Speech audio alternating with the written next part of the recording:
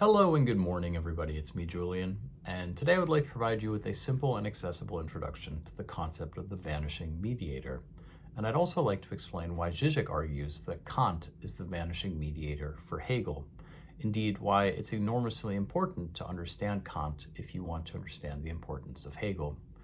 All of these ideas are also developed further in my Complete Guide to Žižek ebook series, which you can now find on Patreon.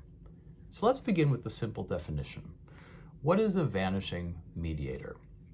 Well, it's an idea that Žižek applies frequently across his different books, but he never really defines it in any sense. But if we trace it back to its origins, the vanishing mediator is a concept that is first articulated by Frederick Jameson, a Marxist philosopher and literary critic. And Frederick Jameson takes the term from Max Weber. And Max Weber doesn't articulate it in conceptual terms, but the basic idea comes from The Protestant Ethic and the Spirit of Capitalism. So what is Max Weber's argument? Max Weber's basic position is that the Protestant ethic becomes universalized within capitalism as a kind of ideology, which is to say the pull yourself up by your bootstraps mentality, the obligation to make something out of yourself, is essentially a Protestant conception of the work ethic, which becomes universalized and embraced as natural within capitalism. Frederick Jameson takes this argument and tries to create a formula of sorts, a formula which he deems the vanishing mediator. Frederick Jameson argues that Protestantism is the vanishing mediator for capitalism, which is to say that Protestant religiosity becomes universalized within capitalism at the exact point that it appears to disappear, which is to say Protestantism becomes universalized as a capitalist ethic in what becomes a predominantly secular society. And so what appears to negate religiosity, namely secularism, in fact universalizes it and applies it as a seeming fact of life within capitalist participation. Therefore, the basic elementary formula for the vanishing mediator is that it is something which is negated and yet universalized, which is to say, in Hegelian terms, that it becomes sublated. What's important to note here is that the vanishing mediator is therefore a, if you will, Marxist conception of the idea of sublation.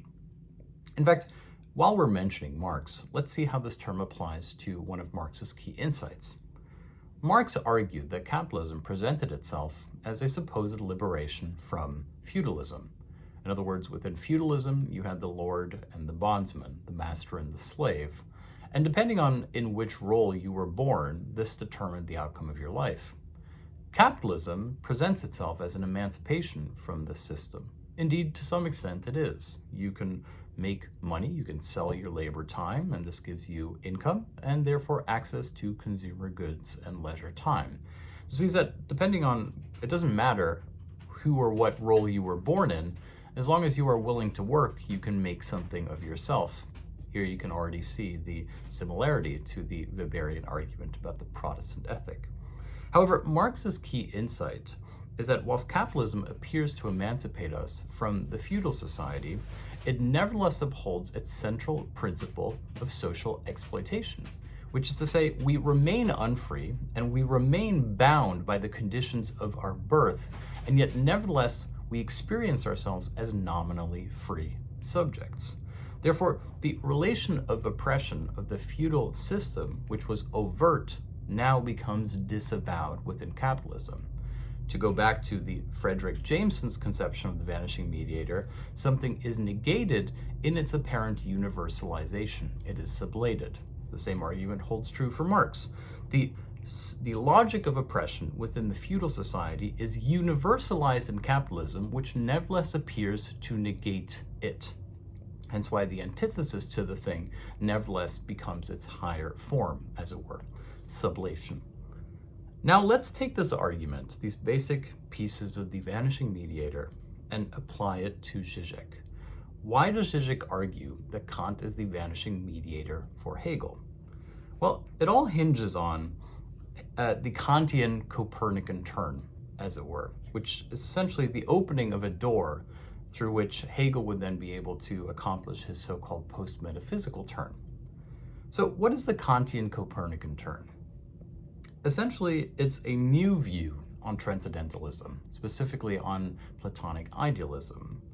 Kant essentially takes the predominant worldview of his time, which is Humean empiricism, rationalism, and skepticism, and says, how could we have an idealism that was predicated upon these principles of inquiry? Which is to say, Kant is one of the first philosophers to articulate the problem of transcendental idealism, not as a mere pursuit of essence or truth, but instead he asks, what are the objective conditions through which the subject might achieve this knowledge of said truth or essence?